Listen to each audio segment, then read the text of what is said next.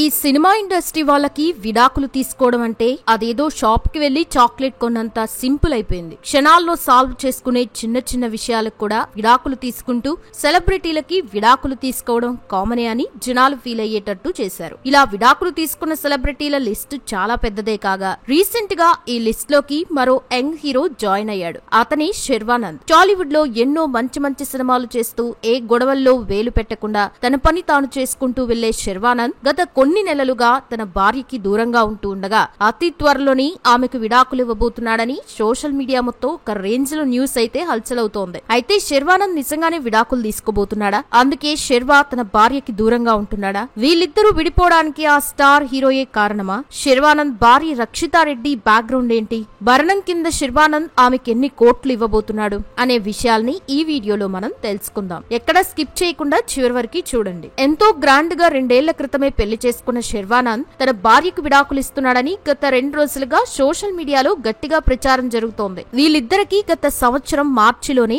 లీలా దేవిమినేని అనే కూతురు కూడా పుట్టగా ఆ తర్వాత వీళ్ళిద్దరి మధ్య చిన్న చిన్న గొడవలు జరిగి అవి కాస్త కొద్ది రోజులకే పెద్దవిగా మారి ఇద్దరూ కొన్ని నెలలుగా విడిగిడిగానే ఉంటున్నారు. అలా ప్రస్తుతం శర్వానంద్ తన సినిమాలతో ఫుల్ బిజీగా ఉంటూ ఉండగా ఆయన భార్య రక్షితారెడ్డి తన అమ్మ వాళ్ళ ఇంట్లో కూతురుతో కలిసి ఉంటుంది. ఇక ఇద్దరూ కొంతకాలం దూరంగా ఉండి ఆ తర్వాత కలిసి ఉండడమో లేక విడిపోవడమో డిసైడ్ అవుదామని అనుకోగా ఈ విషయం రీసెంట్ గానే ఇండస్ట్రీలోని కొంతమందికి తెలిసి ఈ వ్యవహారాన్ని సోషల్ మీడియాలో పెట్టేశారు. దాంతో ఈ మ్యాటర్ కాసేపటికి వైరల్ అవ్వగా వీళ్ల వ్యవహారం ఇప్పుడు అందరికీ తెలిసిపోయింది. అయితే ఇంత జరుగుతున్నా కానీ ఈ విషయం మీద శర్వానంద్ కానీ అతని టీం కానీ రెస్పాండ్ అవ్వకపోవడంతో చాలా మంది ఈ న్యూస్ నిజమే అని నమ్ముతున్నారు. కానీ శర్వానంద్ ఫ్యాన్స్ మాత్రం ఈ విషయం నమ్మలేకపోతున్నారు. ఇక వీళ్ళిద్దరికి పెళ్లి విషయానికి వస్తే 2023 జూన్ 5వ తారీఖున శర్వానంద్ కి రక్షితారెడ్డితో జైపూర్ లోని లీలా ప్యాలెస్ లో చాలా గ్రాండ్ గా పెళ్లి జరిగింది. అయితే ఇది ఒక ఇంటిమేట్ వెడ్డింగ్ సెరమనీ కాగా పెళ్లికి కొంతమంది క్లోజ్ రిలేటివ్స్ ఫ్రెండ్స్ మాత్రమే అటెండ్ అయ్యారు. ఇక వీళ్ళిద్దరిది లవ్ మ్యారేజ్ కాగా శర్వానంద్ తన కామన్ ఫ్రెండ్స్ ద్వారా రక్షితారెడ్డిని కలిశాడు. ఆ టైంకి ఆమె బీటెక్ చదువుతూ ఉండగా అప్పుడే వాళ్ళు తరచూ కలుస్తూ కొద్ది రోజుల్లోనే ప్రేమలో పడ్డారు. ఇక ఆ తర్వాత శర్వానంద్ సినిమాల్లో బిజీ అయిపోవడంతో రక్షితారెడ్డి అమెరికాకి వెళ్లి అక్కడ సాఫ్ట్వేర్ జాబ్ చేయడం స్టార్ట్ చేసింది. అలా 3-4 ఏళ్లు ఇద్దరు దూరంగా ఉంటూ కూడా ప్రేమ వ్యవహారం నడిపి ఆ తర్వాత ఇరు కుటుంబాల పెద్దవాళ్లని ఒప్పించి పెళ్లి చేసుకోవాలని ఇద్దరు డిసైడ్ అయ్యారు. ఇక రక్షితారెడ్డి తెలంగాణ హైకోర్టు న్యాయవాది అయిన మధుసూదన్ రెడ్డి కుమార్తె కాగా మధుసూదన్ రెడ్డి గారు రాజకీయంగా కూడా చాలా పలుకుబడి ఉన్నవారు. రక్షితారెడ్డి శర్వానంద్ తో తన లవ్ మ్యాటర్ ని ఇంట్లో చెప్పాక మొదటెవరూ ఒప్పుకోలేదు. కానీ ఆ తర్వాత కూతురుని బాధ పెట్టడం ఇష్టం లేక ఆయన వాళ్ళిద్దరి పెళ్లికి ఒప్పుకున్నారు. అలా పెళ్లి చూసుకుని ఒక పాపతో హ్యాపీగానే ఉంటున్నారు. కానీ ఆ తర్వాత ఏమైందో ఏమో ఇద్దరి మధ్య గొడవలు జరిగి ప్రస్తుతానికి దూరంగా ఉంటున్నారు. దాంతో వీళ్ళు త్వరలోనే విడిపోతున్నారని న్యూస్ బయటకు వచ్చింది. అలాగే నాగార్జున నుండి నాగ చైతన్య వరకు సెలబ్రిటీల లైఫ్ లో ఈ విడాకుల వ్యవహారాలు కామనే కాబట్టి ఈ విషయాన్ని జనాలు కూడా సింపుల్ గా నమ్మేస్తున్నారు. దాంతో ఒక స్టార్ హీరోయిన్ కారణంగానే శర్వానంద్ తన భార్యకు విడాకులు ఇస్తున్నాడని భరణం కింద ఆమెకి 20 కోట్ల రూపాయల వరకు ఇవ్వడానికి శర్వా రెడీ అయ్యాడని ఆన్లైన్ లో ఎవరి స్టోరీ వాళ్ళు రాసేస్తున్నారు. 1985 మార్చి 6న మైనేని ప్రసాదరావు వసుంధరాదేవి దంపతులకి విజయవాడలో వాళ్ళ తాతగారింట్లో జన్మించాడు ఆనంద్ అలియాస్ శర్వానంద్. శర్వానంద్ కి అన్నయ్య కళ్యాణ్, అక్క రాధిక ఉన్నారు. కానీ శర్వానంద్ పెరిగిందంతా హైదరాబాద్ లోని. 1st క్లాస్ నుంచి 4th క్లాస్ వరకు హైదరాబాద్ అమీర్పేటలో చదువుకున్న శర్వానంద్ 5th క్లాస్ నుంచి బేగంపేటలో ఉన్న హైదరాబాద్ పబ్లిక్ స్కూల్లో చదువుకున్నాడు.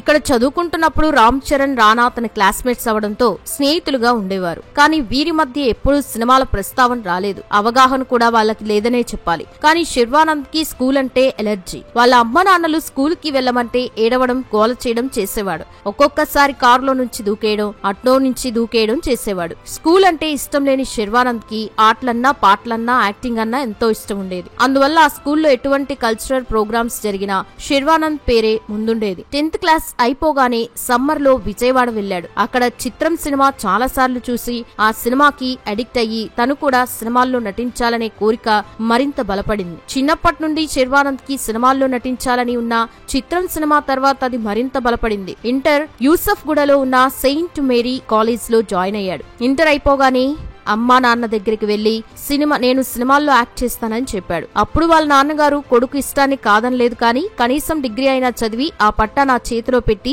అప్పుడు నువ్వు సినిమా అవకాశాలు చేసుకో అన్నాడు. శర్వానంద్ ఆ చిన్న కండిషన్ ఒప్పుకొని సికింద్రాబాద్ లోని వెస్లీ కాలేజ్ లో బీకామ్ లో జాయిన్ అయ్యి ఎలాగోలా 3 సంవత్సరాలు చదివి డిగ్రీ పట్టా వాళ్ళ నాన్నగారి చేతిలో పెట్టాడు. శర్వానంద్ రోజు జూబ్లీ హిల్స్ బ్యాడ్మింటన్ కోర్టుకి వెళ్లేవాడు. అదే గ్రౌండ్ కి ఆర్యన్ రాజేష్ వస్తూ ఉండేవాడు. అతనితో నేను యాక్టర్ అవ్వాలనుకుంటున్నాను, యాక్టింగ్ ఎక్కడ నేర్చుకుంటే బాగుంటుందని ఒకరోజు అడిగాడు. అప్పుడు రాజేష్ ముంబైలోని నమిత్ కపూర్ యాక్టింగ్ స్కూల్లో జాయిన్ అవ్వమని సజెషన్ చెప్పాడు. శర్వానంద్ మరేమీ ఆలోచించకుండా అమ్మా నాన్నలకి చెప్పాడు, నువ్వు సినిమా ప్రయత్నాలు చేసుకో కాదన్ను, కానీ మాకు సినీ పరిశ్రమలో ఎవరూ తెలియదు కాబట్టి నీ ప్రయత్నాలేవో నువ్వే చేసుకో అని ముందే చెప్పారు.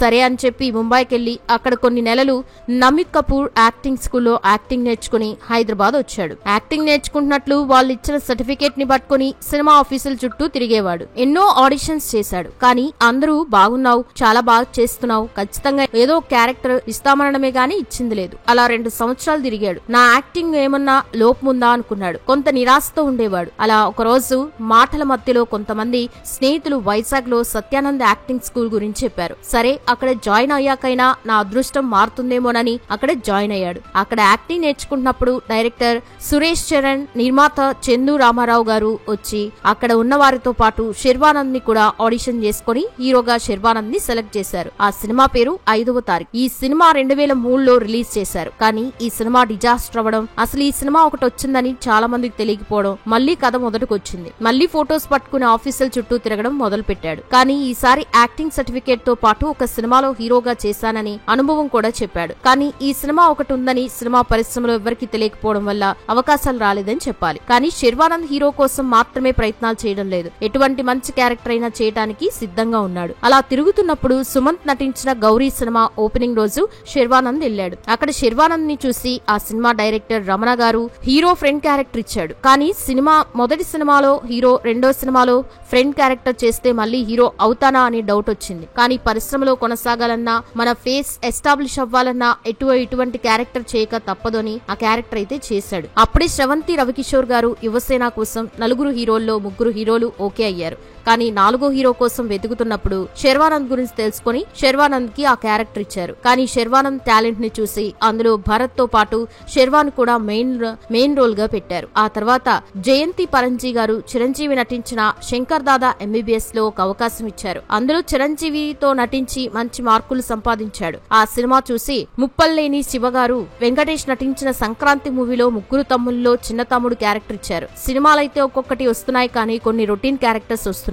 శర్వానంద్ లో ఏదో అసంతృప్తి వెంటాడుతోంది. అప్పుడే దేవా కట్ట గారు వెన్నెల సినిమాకి వన్ ఆఫ్ ది హీరోగా ఒక రకమైన సైకో క్యారెక్టర్ కోసం ఎదుగుతున్నారు. ఆయనకి శర్వానంద్ గురించి ఎవరో చెప్తే శర్వానంద్ ని పిలిపించి ఆడిషన్ చేపించి అందులో సెలెక్ట్ చేశారు. ఆ సినిమాలో శర్వానంద్ యాక్టింగ్ ఎరగదీశాడు. ఈ సినిమాలో శర్వానంద్ యాక్టింగ్ చూసిన చాలా మంది వీడేదైనా చేస్తాడని నమ్మకం పెట్టుకున్నారు. ఆ విధంగా ఈ సినిమాను చూసిన డైరెక్టర్ గున్నం గంగరాజ్ గారు అమ్మ చెప్పింది సినిమాకి హీరోగా తీసుకున్నాడు. శర్వానంద్ మానసిక ఎదుగుదల లేని అబ్బాయి పాత్ర పోషించి మంచి పేరు సంపాదించాడు. కానీ ఈ సినిమా కూడా వచ్చినట్టే వెళ్లిపోవడంతో మళ్లీ నిరాశ వెంటాడింది. ఆ తర్వాత ఉషా కిరణ్ మూవీస్ వారు నిర్మించే వీధి సినిమాలో 4 హీరోల్లో మెయిన్ హీరోగా సెలెక్ట్ అయ్యాడు. ఆ తర్వాత విజయ్ భాస్కర్ తీసిన క్లాస్మేట్స్ లో స్టూడెంట్ క్యారెక్టర్ వేశాడు. అయితే ఈ 2 సినిమాలు నిరాశ మిగిల్చాయి. మొత్తం 10 సినిమాలు చేశాడు. 2 సోలో హీరోగా, 2 వన్ ఆఫ్ ది హీరోగా, 6 క్యారెక్టర్ ఆర్టిస్ట్ గా చేశాడు. కానీ తన ప్రతిభకి తగిన గుర్తింపు మాత్రం రాలేదు.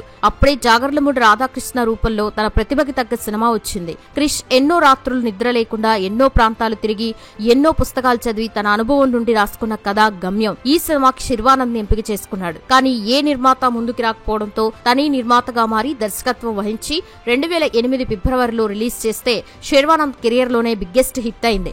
శర్వానంద్ టాలెంట్ ఉన్న హీరో అని అందరూ గుర్తించారు ఈ సినిమాతో శర్వానంద్ అవకాశాలు వెతుక్కోవాల్సిన అవసరం లేకుండా అవకాశాలన్నీ తన దగ్గరికే వచ్చాయి. అదే సినిమా శర్వానంద్ హీరోగా తమిళ్ రీమేక్ లో కూడా నటించాడు. ఈ సినిమా శర్వానంద్ ని చూసి విజయవాడలో ఉన్న అమ్మమ్మ, తాతయ్య, అమెరికాలో ఉన్న అక్క, హైదరాబాద్ లో ఉన్న తల్లిదండ్రులు చాలా గర్వంగా ఫీల్ అయ్యారు. ఆ తర్వాత దేవకట్ట దర్శకత్వం వహించిన ప్రస్థానంలో హీరోగా చేసి ఆ కథకి 100% న్యాయం చేసిన నటుడిగా కీర్తి ప్రతిష్టలు సంపాదించుకున్నాడు. సాయి కుమార్ తో పాటు సమానంగా నటించి ఎన్నో రివార్డులు సంపాదించాడు. అయితే ఈ సినిమా ఎంతటి ఘన విజయం సాధించినా అప్పట్లో ఈ సినిమాకి థియేటర్స్ దొరకని కారణంగా వసూళ్లు తగినన్ని రాలేదని చెప్పాలి. ఆ తర్వాత తమిళ్ సినిమా జర్నీలో నటించి తమిళ్, తెలుగులో 2 దగ్గర మంచి హిట్ సాధించింది. దీని తర్వాత చంద్ర సిద్ధార్థ దర్శకత్వంలో అందరి బంధువయ్య లాంటి కామెడీ సెంటిమెంట్ మూవీ తీసి శబాష్ అనిపించుకొని మరో హిట్ కొట్టాడు. పి నారాయణ దర్శకత్వంలో అల్లరి నరేష్ తో కలిసి నువ్వా నేనా అనే సినిమాలో నటించాడు. ఆ తర్వాత కో అంటే కోటి చేసినా అది పెద్దగా ఆడలేదు. ఆ తర్వాత ది గ్రేట్ డైరెక్టర్